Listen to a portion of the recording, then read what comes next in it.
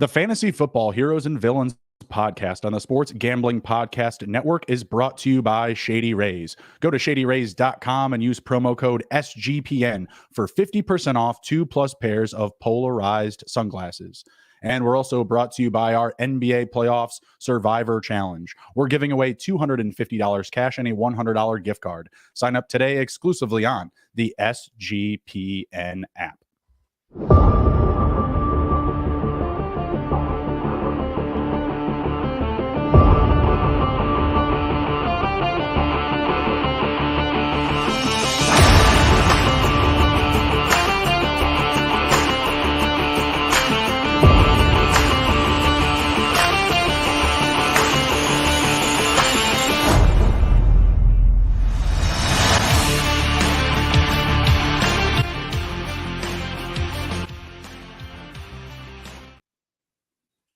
D-Gens assemble. Welcome to the Fantasy Football Heroes and Villains podcast. I am your host, Justin Bruni. Joining me, as always, is Mr. Andrew TD King Rob. And tonight we have a very special guest, Mr. Pete Overzet. He is a creative lead at The Fantasy Life with Matthew Berry, and he also has his own YouTube channel at Pete Overzet. He is an absolute best ball stud and influencer. Hello, Andrew, and welcome, Pete. How are we doing, gentlemen? I'm doing good. Glad to be here. I know we tried to sync up a few weeks ago, and then the big board filled, and it was like, wait, what are we going to have to draft? So I'm glad our friends over at Underdog, have provided us another contest so we could get this back going tonight. Absolutely. Yeah. Appreciate you being here, coming on and drafting with us. That was a bit of a disappointment, but I'm very glad that you were a great sport to circle back with us. And, now we have an even more difficult format in the Superflex option here. So very excited to get into that. Andrew, how are you doing, sir? I know you're having a pretty good day as a Commanders fan over there. It's like Christmas. Yeah, man, what a great day. Commanders finally going to be sold. Looks like the principal is there between Dan Snyder and Josh Harris and Magic Johnson. And there's another billionaire, DC billionaire as well, that's in it. So, on top of all that, obviously one of my best ball heroes, Pete, is here with us. So, man, it's a great day. I can't wait to get going. Yeah, very excited to jump in here. I am actually going to peek my head in the door here of this draft because I do want to get started. These, are pretty subjective on time. They can take, an hour. They can take an hour and a half. It's, pretty crazy from one draft to the next. So I'm going to go ahead and peek my head in there, guys. Just make sure you have a, kind of finger on the big red button there and be ready to go. Hopefully I don't have to waste $10. It happens. We'll see. Wait. We'll see I need to know, am I drafting with you guys or am I trying to hop in the same draft as you guys? Hop in the same draft. We've got 10 more spots available. 10 more spots available. We should be just fine. So jump in there. All right, I am in. Perfect. I'm in as awesome. Well. 8 more to Fantastic. I know we got Indiana Jones, one of our regulars here in these best ball streets. I know he's going to be up in this draft. Excited to see what other friends and family members that we have joining. We've got 5 more spots to start here. Before we get into the draft here, Andrew, can you hit one more word from our sponsors, from the good folks at Shady Rays? Of course. Yeah, man. This is one of my favorite reads and one of our favorite partnerships, Shady Rays. I've owned Shady Rays sunglasses for a while now, and they're kicking off the new year with a new gear build to last. Our friends at Shady Rays have you covered from sun to the slopes with premier polarized shades, customizable snow goggles, and much more. If you lose or break a pair, even on day one, they told us that they will send you a brand new pair, no questions asked. Wear your Shady Rays with confidence because they have your back long after your purchase. I wear them all the time when I go boating, kayaking, hiking, do a little pickleball as well. So, if I ever crush them, it's not a big deal. I just hit them up and they hook me up with a new pair. But exclusively for our listeners, Shady Rays is giving out their best deal of the new year. Go to shadyrays.com and use promo code SGPN for 50% off of 2+ pairs of polarized sunglasses. Try for yourself. The Shady Rays, rated 5 stars by over 200,000 people. Absolutely love it. Absolutely love it. Shady Rays. It's a weird business plan, but it sounds like it's working. It sounds like very Michael Scott-esque, like the whole refund thing. Like, oh, I lost and broke them. Like, it feels like something that, you have a handful of people kind of coming back to over and over again. Before we get into the draft here, we've got 5 more spots to go here. Just want to mention our NBA Survivor Challenge. Make sure to check out the NBA Playoffs Survivor Challenge. It's completely free to enter, and the winner gets $250 cash and a $100 SGPN gift card. That's exclusively on the SGPN app. Kind of back to some of the best ball conversation. Pete, I wanted to ask you, are you doing any of these other best ball drafts like hockey or NBA playoffs, anything like that?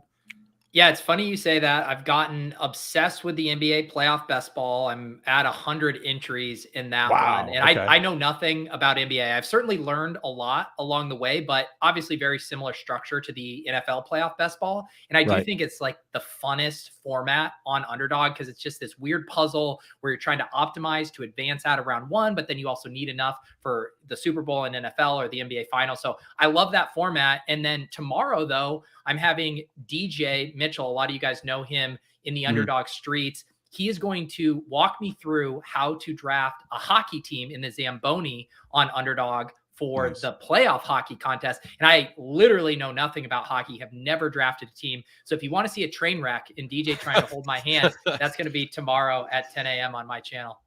2 words, Jason Robertson. I think he's like winger 9, ADP 19. You lock those 2 words might as well be in Mandarin to me because I've never heard of that guy. Write down those Mandarin words, Jason Robertson. So Pete, I want to ask you, how did you get involved with so much shit, man? You're on your own YouTube page, Ship Chasing, Splash Play, Swolecast, Fantasy Life newsletter, Deposit Kingdom. I subscribe to the PO Box newsletter as well. So you're on so much shit. How do you find time to do it? I know you obviously have a new daughter, April, and you just moved. So how the hell do you do your whole day-to-day life? I mean, the first part to answer that question is just I have an improv background, and there's this adage with improv where it's like you just say yes to everything. And for a long time, I've said yes to everything and never paired anything back and never said no. So that's how you end up with a bunch of random stuff. But honestly, I wouldn't do stuff if I didn't love doing it. You know, nothing I do feels like a grind. And that's kind of, you know, what I'm fortunate that I get to pick and collaborate with a ton of different people that I really enjoy. And then, yeah, on how do I do it all? I mean, I am obviously fortunate to get to do all of this stuff for a living, my work with Fantasy Life and Underdog. But I have, since having a child, become much more efficient. I realized how much time I would like dick around. It's like, oh, I'd have something to do and I'll get on Discord or I'll get on Twitter or I'll do a draft. And now it's like, I have an hour to write this thing. I have 2 hours to make this video. You know, I have an hour to do this stream. And so I'm at least like way more on top of my shit now just because I have no choice. It's like, now I need to go be a dad. I can't dick around. I got to get this done. Yeah, I just heard yesterday you, Leone and Crane talking about slow drafts versus fast drafts and how the slow draft you can still do shit with your family, but the fast draft you need to set an hour apart. So yeah, I was curious how you actually managed all that. Yeah, and also I just need to do a quick celebration. I have done, I don't know, 8 or 9 of these Superflex drafts. I've never had a slot earlier than pick 6. And, you know, all the people in my chat, they're sick of me punting quarterback. They're sick of me thumbing my nose. You guys are going to get what you want tonight. Peter is going to take an elite quarterback with one of his first 3 picks. I love it. I love it. Yeah, Pete coming in here at 1-3. I'm at 1-5, and Andrew is at 1-7. Yeah, man. God, I'm always 1-6, 1-7, or 1-8. God, yeah. Can't get away from it. We do have some familiar names. I know we got Team Ramrod, Indiana Jones up in the draft. We've got DKM, Dilly. Any other names we should be on the lookout for here, Andrew? Yeah, there's BFFL. That's Breathing Fantasy Football. Literally, he's in the chat. Anybody else you recognize, Pete? I'm trying to see here. Normally, I recognize some of that. I don't know if I recognize any of these names. Well, you are on the clock, so don't miss that pick. Don't worry. My first Josh Allen share in the Superflex contest. Not gonna lie, feels really good, guys. Because I've been living in Anthony Richardson, Sam Howell, Bryce Young land for a long time. Heard that. Yeah, we always want to be different, right? You know, I did the same thing my first go around with the Superflex. I was like, oh, Justin Jefferson, let's go. Let's get it. Like, I'm just going to take him. I was able to back him up with Kirk Cousins, but I felt lucky. I felt like, you know, someone wasn't paying attention to the draft. So what slots do you guys have here? I'm currently up now at 1-7. I'm at 1-5. So Pete took Josh Allen, his first share in the Superflex format. I took Joe Burrow, Andrew, I just took Lamar Jackson. Okay. I have a lot of Herbert, or else I would have did that. I also am very deep on Lawrence as well. All right. Pete, how are you feeling about Lamar Jackson these days? A little bit better, you know, feelings with OBJ now coming to the Ravens, or is it kind of still mixed feelings? You know what? I actually think, and this is where maybe I'm different. I think the Odell stuff is great for Lamar. I'm just not buying it that Odell is really that relevant for fantasy, especially relative to his ADP right now. I Mhm. mean, people seem so enthusiastic. They were enthusiastic before he even had a team. I'm just not buying it, but I do buy that it's good for Lamar, right? Any additional weapons I think is good for him. I'm just not convinced that Odell is going to sniff our starting lineups more than 1 to 2 times this year. I can feel that. So, Not so someone what's that I've your been high on in this format. what's your take on Bateman then? With Odell coming into town, is Bateman still good at where he's going, or do you think he's going to fall back into ADP? No, I like Bateman still, and he to me represents the last of like a tier that I think has like legit, top 15 wide receiver upside. After him and Cortland Sutton go, and you're getting down into the Jacoby Myers and the Elijah Moores of the world, I'm like, that's a big gap for me. So I've been scooping up a lot of Bateman. I know he's been kind of snake bitten with injuries, and people are like, hey, this offense, who's the quarterback? They don't throw a ton, but his profile, he was so good in college. He still has that draft capital. And when we haven't seen a ton of production from guys, I still want to go back to what was their prospect profile? Where were they drafted? And there's no reason he can't be the number one in that offense. Obviously, Mark Andrews, but we saw him regress a little bit last year too. So I'm still in on Bateman, and I find his price very palatable. Yeah, no, I tend to agree. I'm going to be up here in 2 picks. Man, I can't believe Kelsey's still hanging around. There ain't no way he sits there. So in the first round, we had position players in Justin Jefferson, Jamar Chase, ouch, BFFL, ouch, and Christian McCaffrey, followed up by Cooper Kupp with the first pick of the, or I'm sorry, maybe that was the BFFL with a I wasn't nice looking pick over. there of Kelsey. Man, this is where I get to the point and like I'm not really a Tua guy, so I don't want to take him here. But man, I have like zero exposure. This is like a nice price for two. I mean, I normally see the 12 hole who took Tyreek Hill. I've been seeing that drafter double tap to get the stack there. So Yeah. Same. this price, it's not too bad. And maybe I you was- get Waddle coming back. I was very surprised to see both teams at 11 and 12 fade QB. That's very interesting. That's a very powerful position to kind of set the tone for the second round. Oh, I don't feel good about it, but I'm gonna do it anyways. Dan Jones. I don't feel great about it, but I'm gonna do it. I don't have many shares. Yeah, I mean, I think the thing with Dan Jones that you can hang your hat on is the rushing ability, what he could do with his legs as opposed to, old ass Aaron Rodgers and Geno Smith. I don't think is going to take off and run a whole lot. So I think that's probably one of the last guys that's towards the top echelon that you can at least count on to run a little bit. Friendly stacking opportunities for sure. And just Yep. because they don't have any great weapons at receiver, you just have to believe it's going to be the Saquon show, and Dan Jones is going to get some opportunity with those legs. Yeah. All right, so I got Joe Burrow, Dan Jones, Andrew has Lamar Jackson and Tua, and Pete has Josh Allen, Stephon Diggs. Very, very solid stacking attack there. What are you thinking about here for your third pick, Pete? Yeah, I was going to say, like, I wasn't going to be, crying if someone took Diggs, just because there are plenty of stack options for Josh Allen later. But, Diggs slides a pick and a half past ADP. So I'm happy to make the click there. I do think you really start to feel the advantage for these early drafters here, because not only are you able to get a top 3 QB, you can get a top 3 or 4 wide receiver. And now I'm going to get, a top 3 or 4 running back. I do think that's the direction I'm going to go. I would love to take Devonta Adams, but I do think with this format where the wide receivers and the running backs, it's more of an equal playing field, with only being able to start 2 running backs and 2 wide receivers, that You I do are on the like clock, getting by the one. way. Oh, I know. This is, come Okay. on, you trust me. I I was gonna say, I'm yeah, I milking assumed it you for had Does this dramatic every day. effect. I like both Bijan and Eckler, but I'll take Eckler here. I do think the second things get solidified, with Eckler's situation, I do expect him to be back with the Chargers. I think he'll immediately vault back up 4 to 5 picks. So I like Bijan a ton, but I think Bijan's price, I have a hard time envisioning it getting much more expensive. Like when you really think through the landscape of where he could go, that would rocket him up. Whereas Eckler, once those concerns are removed, I mean, he's going to be in traditional formats back to like the 1.5 or 1.6. Yeah. No, Is there I love anybody? all of that. Is there anybody in these first 3 rounds that you're just completely off of? I mean, I guess you can consider it Superflex if you want, but just regular best ball drafts that don't, that aren't Superflex. Any positional players that you're fading in the first like 3 or 4 rounds? Yeah, I mean, I'm glad you made that caveat because I don't like taking the second tier running backs at like the back end of round 1 or 2. Like I like what the drafter did out of the 12 hole where they went CMC Cooper Cup, because I really do think like, how are you going to beat this Mahomes, Hurts, Allen team? The only way you're going to beat me is if you have better running backs and wide receivers in most scenarios. So, but like in traditional formats, I'm looking at these names. I feel like the ADP is like really efficient with the running backs and the wide receivers.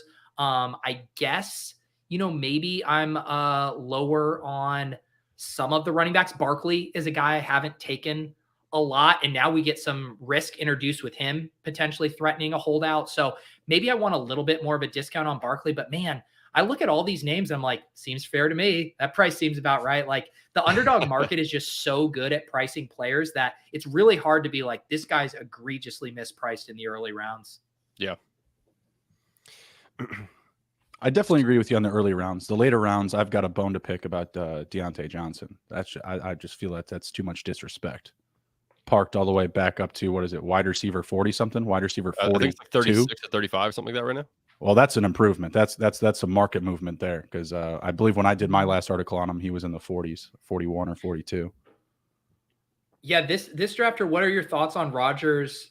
I like what the team did there. I've been doing the same thing where I'm still assuming Rodgers to the Jets is eventually going to happen. So I've been stacking him with Wilson, late stacking him with a guy like Conklin or Michael Carter even. So I've been playing it that way. My only thought, like structurally, is when I have one of these elite QBs, I would rather wait to get my QB2 and QB3 and basically be like, hey, I already have this stud. I'd rather continue to build out my strength at the other position. So I don't necessarily love tapping it in this context, but in general, I think his price is fine, right? Like he's going 10th and 11th round in other formats. And so I don't mind that at all. Any shot in your mind that he just completely stonewalls the Jets and does not do anything? He just retires. I just think he's set to make so much money this year that it would be really hard for him not to just show up and collect that paycheck. I think what's more interesting is if this trade doesn't get done. I mean, we're coming up on when he would be needing to show up for the Packers, like offseason programs and stuff. Like, do the Packers want him there? Like, how awkward is that going to be? It's like everyone has emotionally moved on from Rodgers with the Packers, and yet he still literally is under contract with the Packers. Very different scenario, but Jimmy Garoppolo, he not the same level of player, but he had a very similar situation last year in preseason. He was on his own field. He was just working out by himself off to the side, wasn't involved with the team at all. He was just getting in reps. They're like, "Yeah, we're going to try and move you, buddy." Never happened. And then look what happened to him. It's crazy. The running backs have been kind of flying off the board here. I am glad I took Ramondre to go with Eckler. I was hoping Metcalf would fall to me. I feel like there's a bit of a tier gap from like Metcalf down to the Debo in Ridley. So I might use my Josh Allen cover and just go for a really high upside swing with Kyler here and know that. Yeah. And Kyler, he's tough, right? Because I think in most scenarios, you're not getting a full season from him. The Cardinals suck. But in the scenarios where he is back, where he does play those games, like he's a massive value in this format. And Allen kind of gives me a little bit of house money to play with. I don't need Murray as my starting quarterback. He's going to be competing with my flex plays in the Superflex. So I don't know. I just didn't like anything else on the board. I guess I could have taken Calvin Ridley, but I do worry when you are on either side of the board in Superflex of being subjected to a huge quarterback run. And if I come back and then my next available option is like Brock Purdy, then I'm like, shit, I wish I took a quarterback. Yeah. I feel that. There was a good amount of quarterbacks available there still. So I like that you went with the highest upside for sure. Name that you had mentioned in there. Already lost it. I was getting caught up in my pick. Oh, Calvin Ridley, who just went off the board. Thank you, Andrew. Appreciate You're that. welcome.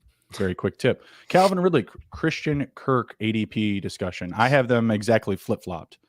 Last time me and Andrew discussed this, Ridley's at 18, Kirk is at 26. I have them exactly flip-flopped. Where do you stand on that? Because I like the idea of Calvin Ridley, but you kind of see him go, and then you have that nice little buffer of probably like 7 to 9 picks, I feel like, where you have that opportunity to take Kirk right after. Yeah, I'm with you. I like I like Christian Kirk a lot. I've been like a Christian Kirk truther. Even when he was on the Cardinals, I was like scooping up in Dynasty when everyone had abandoned him. I was like, Cliff is going to unlock him in the air raid offense. And it like never happened. So it's hard to get me to say anything bad about Kirk. But what I will say is I feel like we know what Christian Kirk is and what we're going to get from him. And I do think maybe last year represented close to his ceiling. And not that I don't think he can't do that again, but Ridley, we do know, has the path to being like a high-end 25% plus target share earner. And so I do think there's a little bit more risk for him. And I think that risk applies to Zay Jones and Evan Ingram too. Like if Calvin Ridley returns to form, like he's going to be a target hog, and that has to come from somewhere. And so I think the ADPs are pretty efficient there, but I have been selecting both. Like when Ridley is there at ADP, when Kirk is there, I like both of those guys. I've definitely done some pure Jags stacks for sure. Just give me the whole team because I'm a big proponent of them this year, and we all love Calvin Ridley here at SGPN. We're all about Team DGen, you know.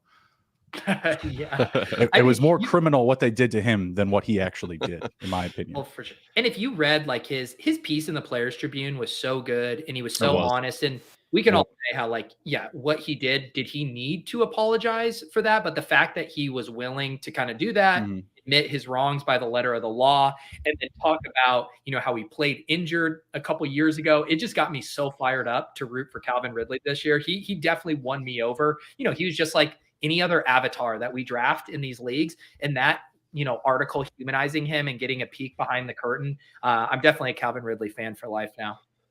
Oh, absolutely. I was a big fan of his a couple of years back. I traded, it was like Chris Godwin and a first for Calvin Ridley. That's how in I was on him. I was just like, screw it. I don't need a future. Just give me Calvin. And then he got hurt and then he got suspended. It was fantastic. Typical fantasy football. So Pete, sell me on Trey Lance here. I'm not a Trey Lance guy, but I know you can't quit him. I just watched your stream the other night where you got him again. And like, so sell the people on Trey Lance, because a lot of talk is that he can't win the job. He's still injured. Kyle Shanahan doesn't really like him. Like, how do we get on board with Trey Lance?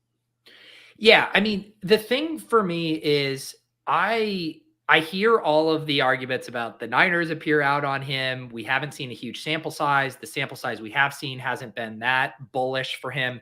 To me, not a lot has changed since the offseason. I do think things changed when Brock Purdy emerged last year, right? That was clear. Brock Purdy was playing well. The Niners were committed to him. But Brock Purdy now, and now I'm going to have to maybe just commit to the bit and draft Trey Lance here. Don't do it. Oh, damn. I'm either going to take one of my two loves. It's either Trey Lance or Kyle Pitts. It's just like, which bullshit. I just took Drake London, though, so I don't like taking both London and Pitts together. So I'll take Lance and expand on this. And I think that not a lot has changed since, in that I'm not worried about Sam Bradford. What I am worried about is if Brock Purdy is ready to start the season. And everything you read about his surgery with this elbow and stuff, like best case scenario is he's back like week 1 or 2. And so to me, how many times have we heard about these injury timelines? I think it's more realistic that Brock Purdy's ready, you know, the first third of the season, maybe the first half. And so then you're telling me Trey Lance just has to beat out Sam Bradford to be the starting quarterback in a really good offense with a smart coach and probably the best weapons in the league. I almost think that it will be very tough for him to fail from a fantasy standpoint in that environment. And in the same way Brock Purdy ran away with the job when he snapped off a bunch of wins in a good environment, I think Trey Lance could do that. If you give Trey Lance a 6-week head start, he's racking up some wins, he's improved a little bit. That's going to be a tough job to take away from him. So I just think if we're getting a nice discount on a guy whose tools have not changed and the environment is still ripe, I'm willing to bet on that at these prices, even if I understand there's some risk there.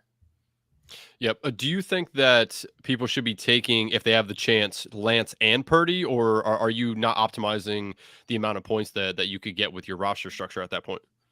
Sorry, say that again. Do you think that it's a good idea for people to take Trey Lance and Brock Purdy, or is that just not going to optimize your like roster construction points?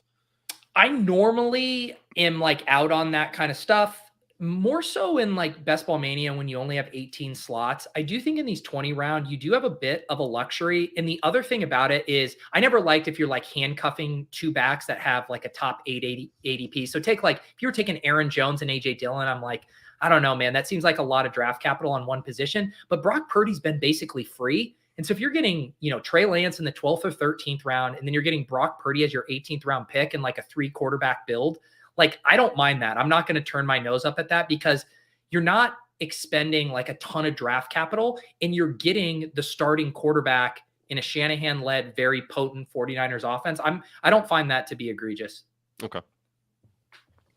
BFFL sniping me was egregious. I was okay with you taking Trey Lance because, I watch all of the Trey Lance shorts and videos that you put out, so it's very on brand. I was okay with it, but I was a little upset with my Debo Samuel correlation. I wanted to bring that back around. To take Kyle Pitts, I'm like, oh, it's fine, it's cool. I'll take Desmond Ridder in like in a round or two. No, BFFL, egregious. Yeah, and I mean, we're now at the point here where we're starting to run out of like quarterbacks that we know for a fact are going to start 17 games. Like, right. I think Mac Jones is going to be a starter for 17 games, but after him, I think you're making assumptions about basically all of these guys. Yeah, I'm a big Sam Howell guy, obviously, Commanders fan. So do you think Howell wins the job? See, I'm with you, man. I like Sam Howell. I really liked what I saw from him last year. I've been stacking him up a ton with Dotson, McLaurin. I like him. And the fact that he's always here, people are starting to get in my head about it a little bit. Karain over on Ship Chasing keeps telling me this is going to be a Jacoby Brissett situation. And I'm just like, it's like unstoppable force versus a movable object where it's like Sam Howell, they have to see what they have in him. They have to give him reps. And yet the Commanders, and I cover your ears, are such an inept franchise that I just don't have a ton of faith in them to not screw this up. And so I'm really confused, but I've been drafting the hell out of Sam Howell in these. Yeah. Does Karain think it's a Ron Rivera move to put Brissett in? Whoever has Daniel Jones, I'm sorry, I'm sniping you on Darren Waller there. I got him. What's that? Andrew? Yeah. Does Karain think that it's a Ron Rivera move to put Brissett in? Is that where his head's at? Yeah, I think it's that, Brissett was pretty good last year. Ron Rivera is clearly in self-preservation mode. But my thought is this. It's like, to me, isn't the worst case scenario like a Mariota Ritter situation from last year where, say, Brissett wins the job to start, but then eventually it's like, Brissett is not your future. Like, you have to find out what you have in Sam Howell. The end goal of all of this is to find a franchise quarterback. And the one bit of action we saw from Sam Howell was like really encouraging. So it's just like, as a franchise, to not take a long look at that would be absolutely egregious. And I'm just hoping that common sense wins out there. Yep. Yeah, no, we hope the same because we have not been drafting or stacking with Jacoby Brissett at all. So yeah, we have no intention. I'm the same way because normally, like, there are some of those guys, like, yeah, you say you have Brandon Ayuk, someone takes Trey Lance, Brock Purdy's always there for you. The thing is like, you rarely get boxed out to Jacoby Brissett because Sam Howell is always there for you. And I prefer Sam Howell to Brissett. Yeah. Andrew, you want to hit on our last word from Underdog here before we get into the final half of this draft? Yep. Let's see here. Yeah. So obviously we are brought to you by Underdog Fantasy. Underdog Fantasy is a great place to get down on fantasy and player props all year long. Underdog Fantasy has your favorite NBA, NHL, and MLB daily games. Plus, they're already doing best ball drafts for the 2023 NFL season. Head over to UnderdogFantasy.com and use promo code SGPN for a 100% deposit bonus up to $100. That's UnderdogFantasy.com, promo code SGPN. Pete, do you have a specific strategy that you like to roll with? Me and Andrew have been very anti-robust RB. I mean, I think we have probably more starting lineups with Samaje Perine as our first running back drafted than we do Austin Eckler or even Saquon or CMC. Well, what are your thoughts like when you're going into a draft? Do you just kind of let the board come to you? Do you have any predeterminations that you're looking to complete? I mean, I'm definitely a zero RB drafter at my core. And I think in like most average draft rooms, I'm probably doing a zero RB build or an anchor RB build, taking one at the top and then waiting. But as Andrew, you guys probably know, a lot of my streams are filled with people who also are zero RB people. And all of a sudden, sometimes the best values are running backs. And so I'll be forced to start with 2 running backs. And to me, the thing I've learned too, and looking at the data, and I'm actually working on a long form video at this, looking at Karain's lineup and also the lineup that won first place in the regular season. And the thing I always come back to is different draft strategies are viable with running backs, but it all comes down to quantity or quality, not both. Where zero RB drafters go wrong is sometimes they'll draft way too many wide receivers despite, starting with 5 or 6. And the way running back drafters go wrong is they'll start with 2 or 3 and they'll keep drafting them and in round 8 and round 9. And so just understanding how you're deploying your capital at the position and thinking of it almost like an auction dollar budget. I have this much money to spend on running backs, $100. And if I take a first round pick, well, that's like 80 of my budget. And then I'm going to, be a little bit thin throughout the draft. And so if you think about it on that sliding scale, I'm almost structurally agnostic. I love that. It is funny. You have the monopoly on sayings. Piss boy draft, avalanche, like all these things make your streams what they are. It's fucking hilarious to listen to the stuff that you say. And it's funny that I watch the comments and people are like, what the hell is he talking about? Piss boy draft. Until they like finally realize it's so hilarious. So like, do you just come up with these things on the fly, or is this stuff that you think about and just write down and like, all right, I'm going to use this moving forward until it's a thing? I think most of the stuff comes up organically, like stuff like that. If you try to force it and you try to make something a thing, it will often not become a thing. So yeah, there's been a bunch of fun things. I want to say the pissing yellow came because of on ship chasing over when we drafted on FFPC, tight ends were purple. And our friend Crack Rock used to call that cranking purple. And I think people were joking around being like, well, what's our version? We don't crank purple. We take a bunch of wide receivers. Well, it's yellow. We're pissed at yellow is what that ended up being. And then it ended up getting immortalized because Sean Siegel, the godfather of zero RB, someone made me a bet that I couldn't get him. It was Sam Sherman, our host of ADP Chasing, made me a bet that I couldn't get Sean Siegel, who's a very I don't know how to describe him. He's very professional. He's very on point, doesn't get too loose, that I couldn't get him to say piss boys on a stream. And so at the end of a draft a couple summers ago, I basically coaxed him into saying, I guess we're finally piss boys. And then it kind of just became its own thing. That's awesome. It's just hilarious. And like, obviously all the clips you guys do, like Sky Moore, Visca, that shit is just, it's entertaining. And I love when you guys have a Ben Gretsch on. He always seems like he wants you to roll the clip no matter what it is. It's a great time. The problem is we haven't seemed to land on a good player with the clips. I have like 15 clips in the StreamYard hopper and I go through the names. I'm like, you're a bust. You're a colossal disappointment. JJ Taylor, I don't even know if you're in the league anymore. So one of these days we will hit on an actual good player with a clip. I mean, Sky Moore's yet to be determined, right? I think that's one that you have in the wind here. Yeah, I would hope so. I mean, Leone was starting to give us a little pushback. He thinks it's kind of crazy that the market is still taking Sky Moore ahead of a guy like MBS. But even just aside from like the ship chasing mush, when you pull back and if you just historically make bets on second year wide receivers who just showed anything in year one, and I think the anything for Sky Moore is that he still plays with the best quarterback of all time. That's his anything. Oh, yeah. You can talk yourself into it. But if someone wanted to tell me, hey, Alec Pierce is a way better cost adjusted bet as a second year potential breakout, like I'm not going to push back on that. Right. Yeah, no, I tend to agree with that as well. Speaking of Leone, I started reading his best ball manifesto. Great content, man. That is like something that, and I know he mentioned it yesterday on the stream that it's pretty long read, which it is, but there's a lot of good content in there. Is that something that you were interested in? Like, did he ask you for your thoughts on it or any of that, or did he just run with it and just start typing and now created this manifesto? Oh no, Leone does not need me to do any of his data research, although it is flattering that, because I remember last year when I was working on my week 17 video with Michael Dubner, and I thought we showed some pretty compelling evidence, but Leone was definitely skeptical. He was more so on team like, look, just get as many teams as you can into the playoffs, let chaos take control.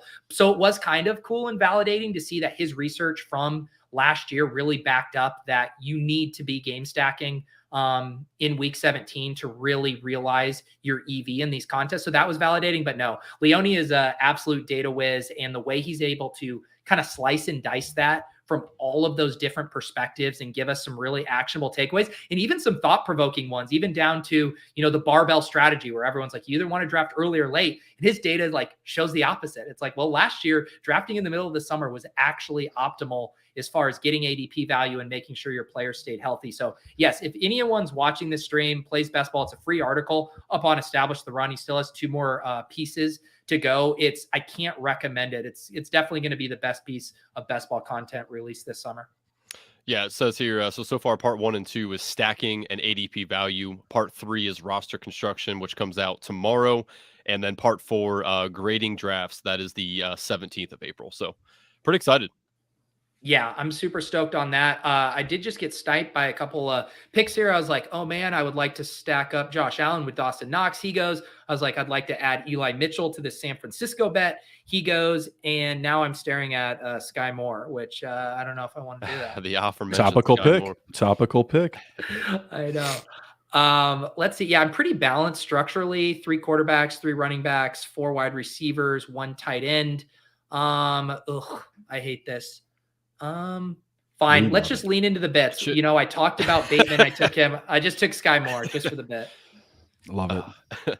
What's your take on Chig here? I am a believer that he can take a big next step.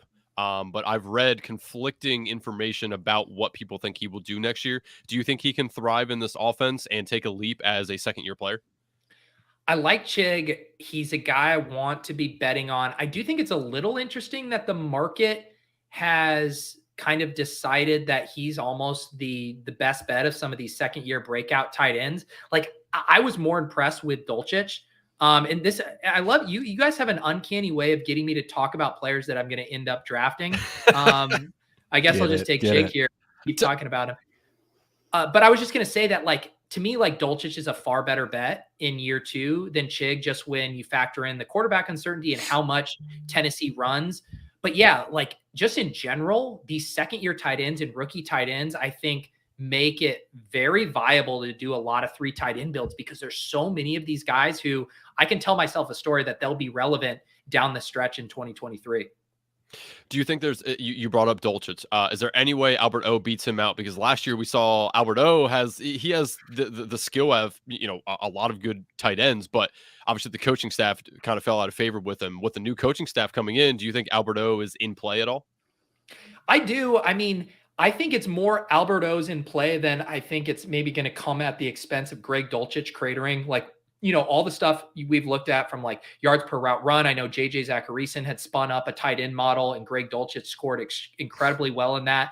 I do understand where you're coming from, because so much of the Dulcich thing was the Nathaniel Hackett infatuation with him. And it's like, well, what if that's gone? Because Hackett's not there. So I get that. But I do just think Dulcich is good and he's going to earn targets. So I'm a little less weary of that. And I do think there's room for, both Dulcich and Akui Bunam to be kind of relevant in that offense. So Akui Bunam's free. I have no problem tacking him on to stacks with Russell Wilson. That's really the only place I've been taking him, though. He's definitely going to get a bump. I mean, with how often Sean Payton's offense is going to run the ball, I have to believe that Albert O has a little bit of room on the run blocking and pass blocking over Greg Dulcich. Greg Dulcich can set the edge to a degree, but man, Okwuegbunam's size and his athleticism and his width, that really helps the run game. So I think he's definitely going to get snaps for sure. I mean, we saw plenty of games where he wasn't even dressing. It's crazy. Yeah. Last year's Broncos year, you almost have to throw it out. It's kind of how I thought about the Urban Meyer year with the Jags, where it's like, can we really learn anything from this? I mean, Nathaniel Hackett was such a train wreck. Russell Wilson was such a train wreck. Obviously, there's continuity with Russell still being there, but I almost want to just throw out last year and kind of, reset with this team and now see what can they do with a competent head coach. Are you a Broncos fan, Pete? I grew up in Denver, and so I grew up a hardcore Broncos fan. So, when we won the Super Bowl with Elway back-to-back in 97 and 98, the Terrell Davis, Mile High Salute, Rod Smith, Christian McCaffrey, his dad, Ed McCaffrey, all of those teams were very near and dear to my heart. But then fantasy ruined me, and I stopped caring about laundry. And now I only care about my exposures and structural draft strategies. That's fair. I'm a Bears fan, so that's been my way since my whole life, really. I was born in '89, so you grew up with your entire family talking about the '85 Bears like it's the Bible, and then you just and then you turn on the TV and you're just like, this is our Bible. Hey, I mean, it's been a long, dark road for the Bears fans these past few years, but I mean, if there's one team that could just break out and explode in a major way this year, I mean, the Bears have to be like the top candidate to do so. So I don't know. I feel like you're entering a fun stretch here as a fan. I'm hoping so. I saw Mark Sanchez giving some real love to Justin Fields, some type of test that they offer to all pro athletes about like how quickly they can go through reps and really learn something and call back to it, meaning essentially that how fast it takes you to learn a skill or an asset in the game. And players like Josh Allen and Patrick Mahomes, like they have good scores. Like over 100 is like really good, like 105, 108 for players like that. Justin Fields scored 130. Yeah. So people that are worried about the deep ball, the kid's trying to figure it out. Don't worry about it. Yeah. And I mean, I just think you can't undersell enough like what DJ Moore is going to do for that offense. Because they already had some explosive pieces last year. We saw Mooney and Kmet make big plays, and now you get like a true number one threat in there. I think even getting rid of David Montgomery is a bit of addition by subtraction if we get to see more Khalil Herbert or they draft someone exciting there. So yeah, I'm in on the Bears, man. I think they're a super, super fun team to stack up in fantasy. Yeah, if they don't attack Bijan at 9, I mean, that's my prayer, of course. If they don't, then I would hope that they back it up with, like a skill set guy, like a speed guy or like a blocking guy, like blocking like Roshan Johnson or a Devin Akane, maybe if they wanted to go speed oriented, somebody that just can do something. Like they can get on the field and they'll just have a role and they'll have a purpose. I wonder if they do go a little bit more like bigger body back, just knowing that they like Khalil Herbert kind of in that change of pace, pass catching role. Like I just selected Roshan Johnson, who I know can pass protect a bit himself, but like a bigger back that they feel better about at the goal line. I could see them doing that as kind of like a complimentary piece. Man, we get to the point of the board here where I'm like, there's so many ways I can back turn into the draft. It's not a bad thing. There's so many ways I can like take this team, and I always hate deciding what to do here because I'll just start creating reasons to draft people, like just like oh, Carson Wentz, yeah, he'll get on a team 20th round. Screw it. I only have one quarterback. Not in this format. Don't do that here. Don't do that in Superflex. Maybe when we get the single QB back, he'll be on a team. Who knows? So Pete, I want to ask you. So last year, myself and I know Indiana Jones, whose team ramrod in the draft here, we did the Best Ball Cardio Club. Is that coming back? Yeah, is it coming back? I do have my tank. I didn't want to wear it because I like. Do you really wear the band's T-shirt when you go somewhere? Like you don't do that to the concert. So I was gonna wear it, but I didn't have it. So is that going to be a thing again? Like, what's the plan with that? Yeah, for sure. It's funny you say that. I was wearing my Underdog Cardio Club tank earlier today because I was doing some yard work, and it's like ridiculously hot here. And I had the thought to myself, I'm like, oh man, we're almost to tank top on stream weather here getting the summer. Nice. But yes, I was actually talking with Rudman the other day. Underdog Cardio Club is coming back. It's going to be bigger this year. And I think there's even going to be some maybe like community challenge elements to it. Last year we were getting it off the ground. This year, it might be, the Deposit Kingdom or the SGPN, Underdog Cardio Club, who can get the most Underdog Cardio Club drafts. There's going to be new merch rewards, all kinds of that stuff. So details to come, but yes, Underdog Cardio Club is back, and it will be even bigger and better this year. Oh, that's so exciting, man. It was so much fun, and it's a great way to get people exercising. I'm assuming a lot of us are sitting down on our couch drafting, like not doing a whole lot. So it's a great way to draft and, also stay healthy in the meantime. So I thought that was a great idea by you guys last year, and it took off. I mean, I saw a lot of people posting all the time over Twitter, look what I just drafted while doing cardio. So that was a great initiative by you guys. Well, and it's part of why, we were joking about the slow draft stuff on ship chasing last night. It is really, we all love to draft, but if you can stack it and, combine it with either a positive activity or being able to multitask and do something else at the same time, I think that's a big win. So, I mean, just being on, what was your cardio machine of choice? Were you a Stairmaster or what were you doing? So I have a bike from Peloton. So I was normally doing that, but I would also get out and we have like a lake near our house, so I can walk around the lake. And I have an app that'll track me like how far I walk and stuff like that. But I mean, mainly it was on the Peloton. Yeah. I mean, because some stuff like Stairmaster for me was the easiest because I'd set it right there. You're kind of going easy swipes. I have attempted rowing machine cardio club where I got like a little holder for my phone, but like rowing and trying to swipe was just like real hard. But yeah, I do love the idea of being able to get exercise while knocking out a draft. Yeah. Justin, we'll have to do that. So we're all pumped up for the Fantasy Expo. That's right. That's right. Apparently, I you think and I I'm are going going to to go to that this year. I haven't been in previous years. Hasn't worked out with my schedule, but I believe I'm going to try to swing that this year. It seems like a great time. It is a fantastic time. We are hosting the Friday night party, SGPN. So definitely get there. It's going to be a lot of fun. Nice. What's the any details on the party? What's going on? No, just that we got it. We're the headliner there. That's all that I got so far. So you said you're doing like 60 minutes of stand-up comedy as the headliner? Not me. We might ask you to get up there. Our boss Sean is a comedian. They had like a comedy club in their garage. He has his own thing. I think another guy he Colby worked on that works with us Ridiculousness as well. I know he wrote for Rob Dyrdek as well. So I think he wrote a lot of jokes. Tight. Yeah. This is the reason I bought a Peloton. Is that your wife, Andrew? No. Oh. With the last name of Miller? I don't know. Different last name. Your old YouTube handle? I don't know. No. I know Stephanie. I believe she goes to the Fantasy Football Expo, and I know she does best ball draft. She's all over Twitter as well. So, I did see tomorrow night, Pete. I think you're doing best ball after dark with Hope. Yeah. Nice. Yeah.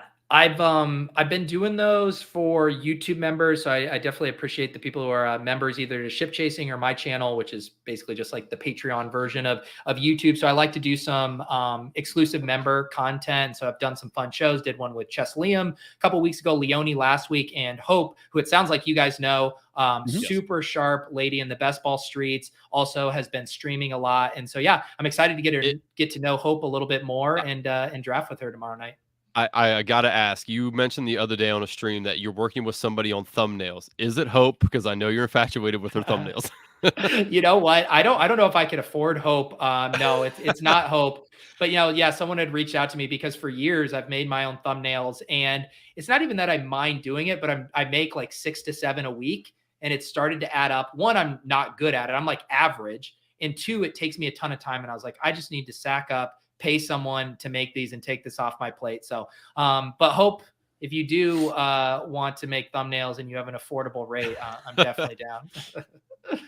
Yeah, she has some great streams. I love hopping in the drafts. It's funny, like when I try to draft, when you're doing like best ball breakfast on Monday mornings at 10, it's so hard to hop in those drafts because everyone is just clicking to get in. It's easy to get in with like Hope in them because she's still starting up right now. So I love being able to get in with some of these content creators that I know I can actually get in and draft with. I think I've only drafted with you about 3 times, and it's just I'm always stuck in another draft. So I watch the stream while drafting something else. I'm like, damn it, so hard to get in there. That's what's the new term is. There was the overflow drafts, and now people call them the underflow because they're trying to get in ahead of time. And, Jesus, that's awesome. Yeah. So the thing is it's not even that. I don't think it should be flattering because it's not that people want to draft for me. They just want their team on screen. They just want to be out there. So it's just like review my squad. Yeah. What do you think about Mike Gesicki? Even when I do, we do streams like last night, for me, I love drafting, but we're talking with Leone, who just did a ton of research. And it's like, I just want to talk to him about all this stuff and dig it. Everyone's just like draft. And I'm like, do you actually want us to draft, or do you just want to see your name up on the screen while we draft? Because let's listen to what Leone has to say about all this interesting research. Yeah. That's it is funny to know, because we have people who follow us that will only see them when we know we're going to be live drafting. And I'm like, well, I mean, you just want to see it up on screen. And they'll be like, hey, can you look at my team? Like, how do you guys think I did? And I'm like, I don't mind doing that, but it is funny. I'm sure for somebody who has thousands of followers, that's such an easy thing for them to do, is hop on there and be like, hey man, I'm in the draft with you. Do you see my team? I'm 2 behind you. Do you see me? Well, last year I had even gotten like a little precious when I started doing the best ball after dark streams.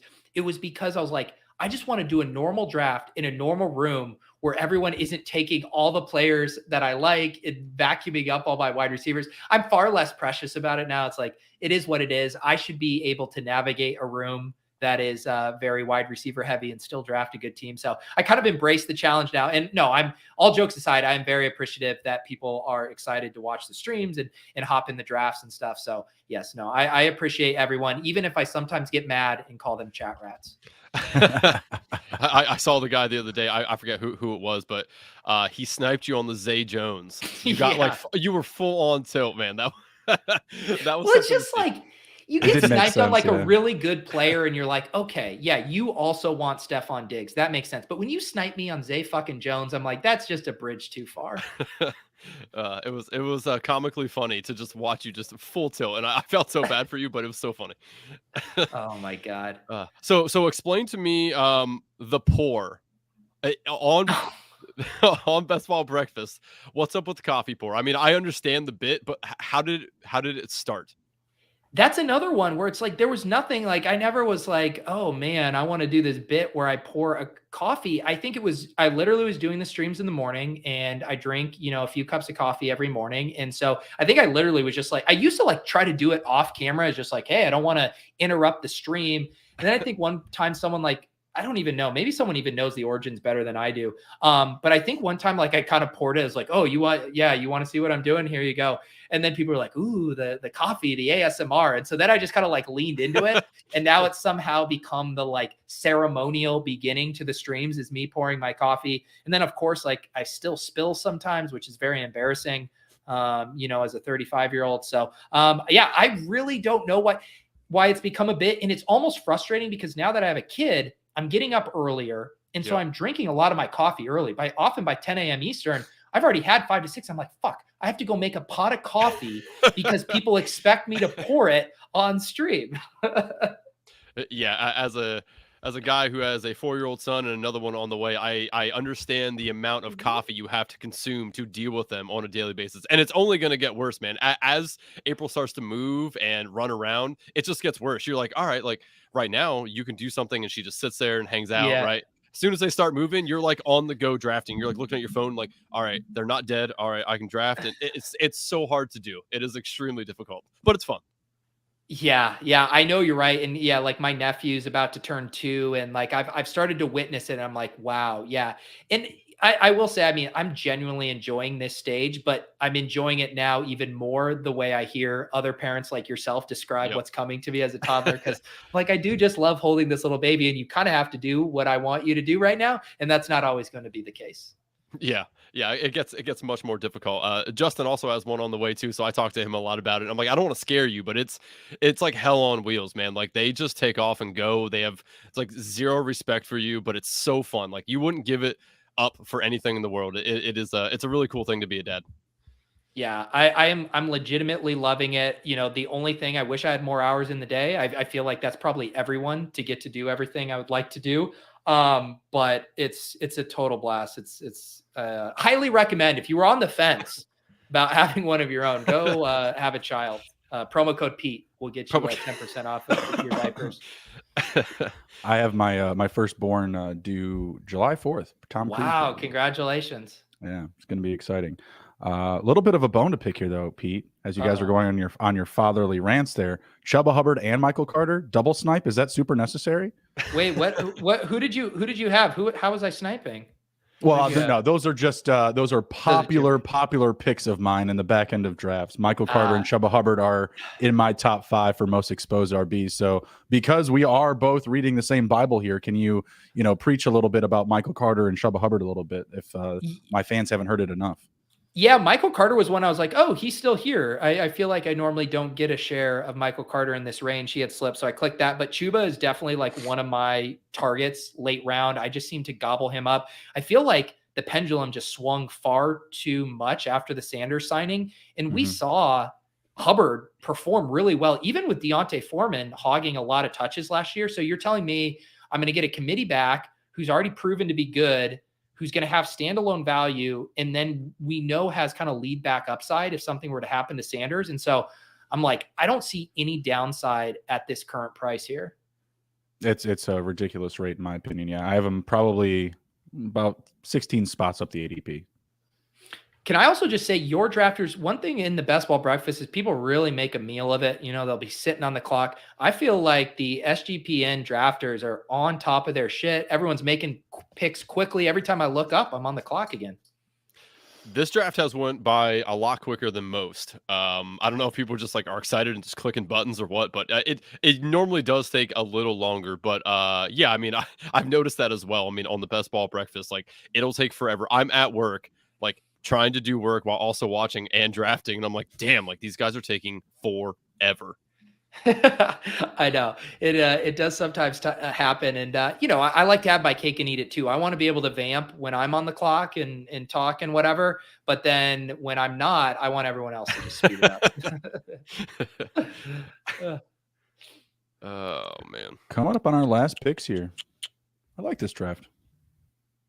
Feeling good about it. I know this is the first Superflex draft I've actually felt good about, and it's because I had a top 3 pick. I'm like, oh yeah, this team kind of looks nice. Yeah, and you mentioned it too, like on your drafts, like everyone's taken it. There's gonna be a wide receiver avalanche, like in every single draft. Here, you didn't have the case. I mean, you guys even mentioned at the top we were having a lot of running backs going, so it's like a completely different room than you normally draft in.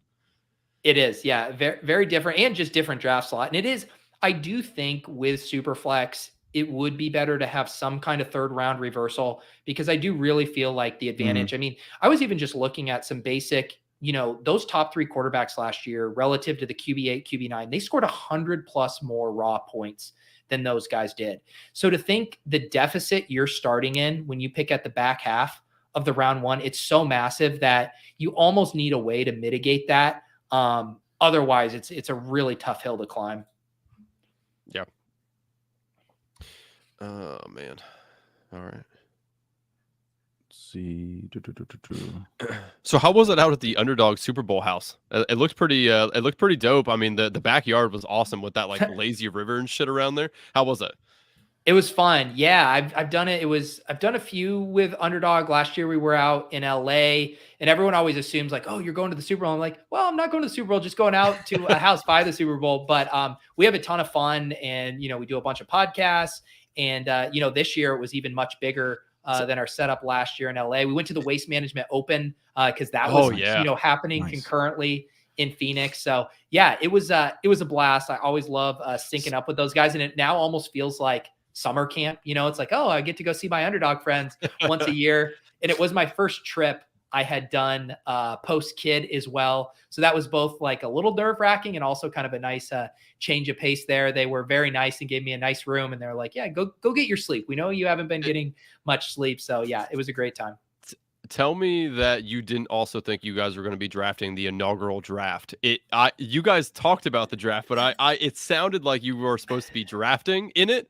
So we were all sitting there watching, me and a couple of best ball friends, and we were like, aren't they supposed to be drafting in this? And you're like kind of sitting on the couch, like talking about the draft. So were you not supposed to draft in that? You know what? I know what you're talking about, and I was confused about that too. Honestly, I was probably like 8 Modelo's deep and just like going with the flow. But that was my understanding too, that we're going to do the inaugural draft, and it didn't happen. I think it was also too, when you're trying to get a bunch of people in the same draft, it's a little hard. So doing the private draft just makes it a little bit more manageable. So I think that was the logic there. But yes, I thought that was the plan as well. That's so funny. Andrew, you want to start doing some team reviews here? Yeah, sure. Let's pop open. Actually, I'll just pop it up on my phone quick. Yeah, we can hit up Gindy and DK and BFFL. Yeah. Let me see here. So Gindy, pulls up here real quick. He went Kirk Cousins, Kenny Pickett, Jacoby Brissett for quarterbacks. Running backs, Derrick Henry, James Conner, Jamal Williams, Kenny Gainwell, Jeff Wilson, Cordero Patterson. Wide receivers, Justin Jefferson, Devontae Adams, Terry McLaurin, Deontay Johnson, Michael Pittman, George Pickens, KJ Osborne, Isaiah Hodgins. Tight ends, Tyler Conklin, Jelani Woods, Darnell Washington. Does appear that he was able to stack with all his quarterbacks. Cousins has Justin Jefferson, Pickett. He has Deontay Johnson. He has Scary Terry with Jacoby Brissett. So yeah, he does have some stacking in there. Not as much stacking as I would have liked, but I do like a majority of his players. I would give him a 7.5 here. I'd like a little bit more stacking, but outside of that, I give him about 7.5. Yeah, I'm just going 7 on the Pickett and Brissett. And that's what I got there. I like the Cousins Jefferson stack. I'm an advocate of it. I'm going JJ first, but I don't like how you backed it up. And that is kind of the penalty of going, no QB in the first round. Yeah. So we got 7.5. We got 7. What do you think, Pete? Yeah, I'm looking at this team. I like the value on Devontae Adams, even the value on Derrick Henry. I do think, look, I'm down to push quarterback. Trust me, I am, but I do think you have to attack it hard with volume.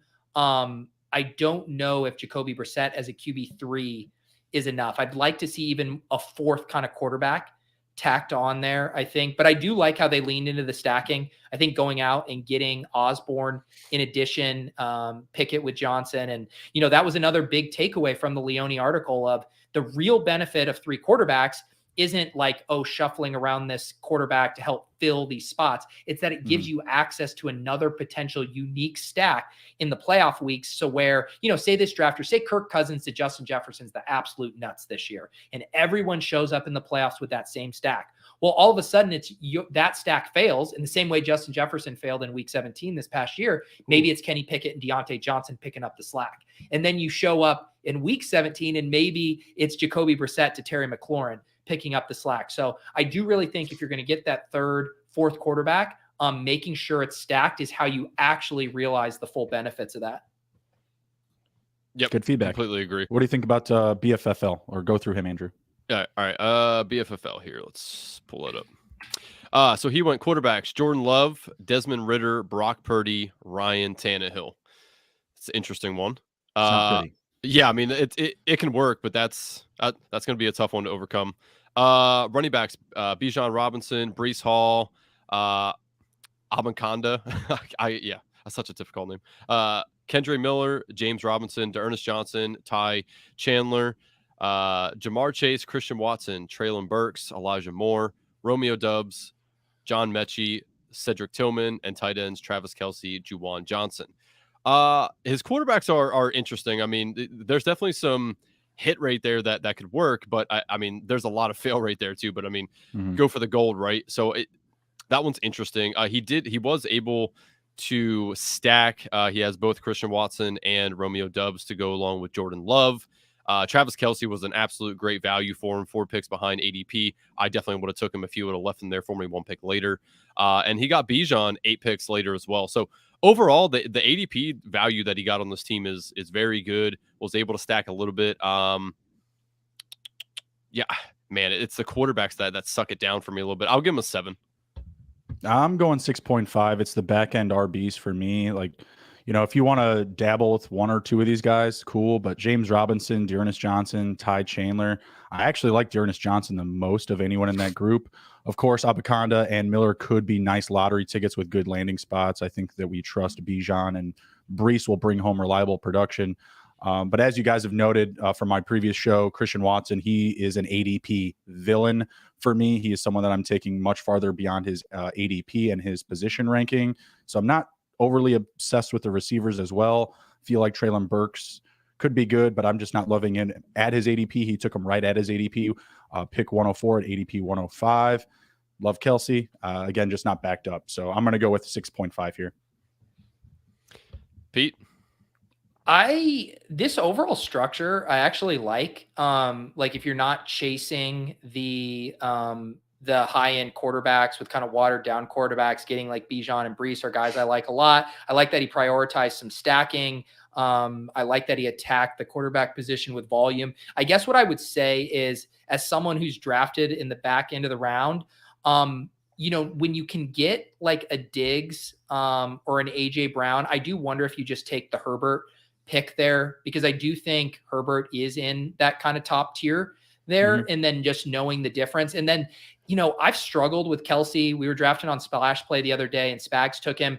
Kelce's obviously awesome, but I do just think structurally, when you know how far behind you're going to be at other positions and knowing it's pretty easy to get to 3 tight ends in this format with the 20 rounds, this and the big board, I've been gravitating away from it. So if I'm doing a non-quarterback pick in my first few rounds, I really am avoiding an elite tight end pick there as well, because then I think it just puts me behind the 8 ball at multiple positions. But in general, like if you told me someone started with Chase Kelce, I feel like this is a pretty good recovery. Yeah, no, I completely agree. Like I said, I would have took Kelsey if he would have fell one more spot to me. Let's move on to the last one here. DKM Dilly Dilly. He went Justin Herbert, Deshaun Watson, Tyler Huntley. I like that a lot. Running backs, Nick Chubb, Josh Jacobs, Rashad Penny, AJ Dillon, Elijah Mitchell, Tank Bigsby, Gus Edwards. Wide receivers, Amari Cooper, Jamison Williams, Chris Godwin, Gabe Davis, Alan Lazard, Josh Palmer, Russell Gage, and then tight ends, George Kittle, Gerald Everett, Isaiah Likely. He was definitely able to stack. I do like those stacks. I probably would have taken another wide receiver instead of another running back here. I would have cut it off after Tank Bigsby personally. I don't think Gus Edwards really does anything for the team unless J.K. Dobbins goes down again. But I mean, I don't think he's a league winner by any means. But overall, I mean, very good structure. I give him an 8. This is the Lamar Jackson leaves town team. He's got the Tyler Huntley stack backed up with the Gus Edwards. I was looking for another Baltimore player. Oh yeah, Isaiah Likely as well. Yeah. So he's got the abandoned Lamar strategy. I like this team more than I like the last team just because of the quarterback quality and the stacking. So I'm gonna go with 7, back up to like Gindy territory. Jamison Williams definitely going to be what I refer to as like a wild card at his ADP. He went at pick 81, ADP 78. Not bad, pretty fair price there. But as the second receiver, might be a little bit more risky. But overall, I like it, like I said, more than I like the last team. So I'll go with the 7. Yep. Yeah, I really like this team. I think they really, they made a lot of selections, like player selections that I don't personally love, but the way they allocated capital to the positions, like if you're going to use your first 2 picks on these quarterbacks, like I don't like taking Deshaun Watson there. I don't think he's worth that price, but if you're going to do it, you are making a bet that he is returning to form and he's delivering there, and you are punting your next quarterback selection until deep. So maybe even punted it a little more than I'd be willing to, but because you're behind the 8 ball at wide receiver there, like you need to start using those mid-round picks on wide receivers. I mean, Godwin in the 8th, incredible value. I love Gabe Davis in the 10th. I wish he would have fallen to me as the Allen team. Even Lazard and Palmer are pretty good value picks. So I feel like this drafter really understood, hey, this is where I've spent and this is how I'm going to do it. I do agree with you. The one maybe structural misstep, and I forget if you guys said it, I don't think you need 3 tight ends with this build. Like once you use Kittle, I think Kittle and Everett or Kittle and Likely is plenty. I kind of had a similar decision, Walker and Chig. If I had a stack, like if Trey McBride would have fallen to me, I maybe would have done it. And I understand that they were getting kind of like the Likely Huntley stack, but that seems like a little thin to me. But again, for the most part, I thought this draft kind of understood structure pretty well. Yeah. I liked it a lot. All right, and then we have our teams. Andrew, you want to go ahead and go through yours? Yeah, I'll just roll through it real quick. We don't have to grade it unless Pete wants to roast my team here because I was just so enthralled with talking to Pete that it went off the rails a little bit here. Quarterbacks, Lamar Jackson, Tua, and Sam Howell. Running backs, Aaron Jones, Samaje Perine, Alex Madison, Antonio Gibson, Zach Evans, Jerome Ford, and Chase Brown. Wide receivers, Jalen Waddle, Devontae Smith, Calvin Ridley, DeAndre Hopkins, Jahan Dotson, Jalen Hyatt, Alec Pierce, and Curtis Samuel. Tight ends, Dallas Goedert and Michael Mayer. As someone who drafts with you a lot, I'm glad that you're starting to pick up on running backs. Excuse me. So I'm happy about that. I was kind of pushing them off at first, but yeah, I'm falling more and more in love with a few of them. Yeah, I give you a 7.5, but I'm impartial. I got your picture on my wall here, so yes. I like this draft. I think I might have tried to. Hopkins is a guy that I'm just a little out on, but I do love this structure. The fact that you can like backdoor Howell stack so easily in this with Dotson and Samuel is pretty nice. I think Goddard's price is really nice in Superflex right now. Like the fact that he's going this far, like in the big board, he was going significantly higher than Waller. And here, I took Waller 4 picks later. And so like you're getting the much better into the deal there with Goddard at pick 90. And I think you rounded out your 0 RB room well. I'm with you guys on Perine. I took Javonte Williams in this draft. I've been taking both of those guys. It's like I'm just going to shrug my shoulders and say whichever one of those guys is like starting. I feel really good about their 3-down upside in this offense. And so I heard you guys mentioning Perine earlier. I love both Williams and Perine at these prices. Yeah, I love the ADP for both of those guys. Similar combos that we've both done are Brian Robinson, Antonio Gibson, of course. That's a great late round double stack. And then Jamal Williams and Alvin Kamara. Now that Williams is with the Saints, we've been loving that. Yep. All right, my team really quick. I've got Joe Burrow, Daniel Jones, Andy Dalton at quarterback. That's rounds 1 and 2, and then round 20 for QB. Followed up with Saquon Barkley, Joe Mixon, Alvin Kamara, Devin Singletary, Leonard Fournette. They're called discount running backs. T. Higgins, Debo Samuel, Mike Williams, Brandon Ayuk, Brandon Cooks, Tyler Boyd, DJ Chark, Paris Campbell, and Darius Slayton, with 3 tight ends in Kyle Pitts, Dalton Schultz, and Mike Gesicki. Yeah, not bad. Obviously, I draft with you a lot, so I kind of know where your tendencies lie. I do like the stacks that you have here. I probably would have not taken a third tight end here and took another RB, because the Mixon and Kamara stuff scares me a little bit. Both of them could be suspended, not play at all. That's yet to be seen. But I actually think Devin Singletary is a good pick. His explosive rating last year was like off the charts, and for a guy that's going 176 overall, it's a very good pick, and I like the scheme that D'Amico Ryans is bringing there as well. So I do like your team. You have some players that are also team stacked that you don't have. Like, you have the San Francisco guys, but you don't have a San Francisco quarterback. So I do like the team stacking friendship strategy, if you will. So overall, man, I give you 7.5, 8. It's good. Yeah, I like the stacking here. You definitely take some players that I'm not as in on. I've done a 180 on Mixon. I was on him up until like a week ago, kind of thinking he was a value. And then that new information about the case, I'm like, I don't know. And then same with Kamara there. So those can be landmines. But again, I'm never going to push back too hard on like high risk, high reward picks in these super top heavy contests. I probably wouldn't have tacked on Gesicki with Schultz and Pitts. I kind of felt like that was maybe a solid, like if you had Mac Jones and you were getting that stack, I think definitely. So that would be my only quibble. And yeah, you're a little weak at QB3. I think being maybe more in that Tannehill, Sam Howell, Will Levis, Mac Jones tier for your QB3 would make me feel a little bit better. But I like this team. Yeah, taking the shot on Dalton, you gotta pray that they land mine on their draft pick. I'm hoping it's going to be CJ Stroud, but if for some reason they get Bryce Young in there, obviously Dalton, he's signed. He's got a contract. He's the guy on the roster right now. So taking a dart on it. And yeah, there was definitely some prison time packaged into my ADP value. So, yeah. Pick 29 for Saquon Barkley. I didn't take another running back until 101, 125, 164. Those are the prison guys. You just got to go after him at some point. New show idea: heroes and prisoners. Yes. You drafted all the prisoners. Yeah. Yes. I love it. Let's go. All right. Well, that is the show, Pete. We really appreciate you coming on. Wait, no one's gonna grade my team. Yeah, I was gonna say. You're not gonna let Pete. So I was just about to do that because Pete had the highest scoring, the highest projected team. Oh, that's what I was gonna see. Normally I say don't pay any attention to those, but tonight the algorithm is very correct on that. There you go. Do you want to go over your team, Pete? Yeah, so go through Pete's team. I was going to thank him for coming on and then say congratulations, you had the top projected team. So you can go ahead, or Andrew can roll through it. I don't care. I'm not going to plate my own team. So here I'll go through it, and then if you want to talk us through your process at all, you can feel free.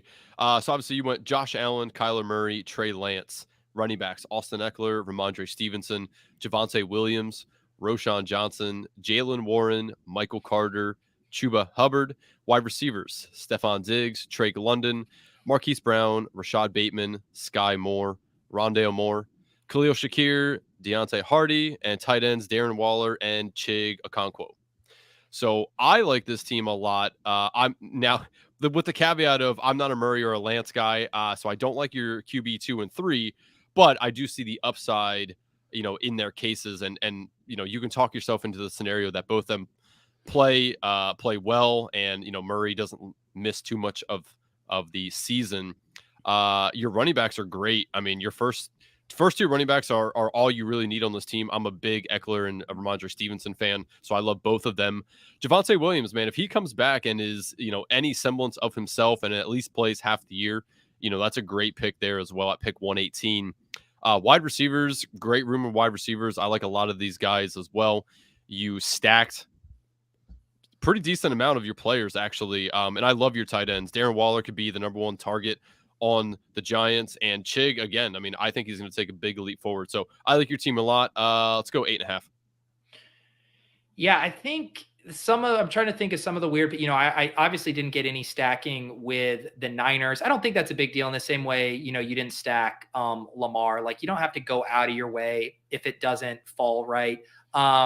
Yeah, I think the Chig pick was a little weird for me. I was just like talking and kind of not paying full attention. I was like, well, Chig is here, so I'll select him. So like I had said, I think my case against him is I kind of like other tight ends around him or later. So maybe I'd go in a different direction there. But yeah, I mean, I think my running back room is solid. And I will say on the quarterback front, because I've taken so many late round quarterbacks, I am normally taking a guy like Mac Jones, a Jimmy Garoppolo, a guy where I feel like I'm going to get production. When I have Josh Allen, who I'm going to work under the assumption is going to be in my starting lineup, most weeks, I feel like I have kind of a safety net to just really shoot for the moon with these other quarterbacks. And basically in this build, if either Kyler Murray or Trey Lance is like a top 8 quarterback, like I'm just doing windmills with Josh Allen there. So I don't mind kind of like the high upside spray and pray, but yeah, there's a lot of risk between Murray and Lance for sure. Yeah. Yeah, I love the stacking as well. Buffalo receivers backed up with really great value in Khalil Shakir and Deontay Hardy to close down that group for you. And then that middle group of Rondell Moore and Marquise Brown. If Kyler comes back and is booming and buzzing, that's going to be an absolute home run. Yeah. All right, awesome. Well, now we will close out.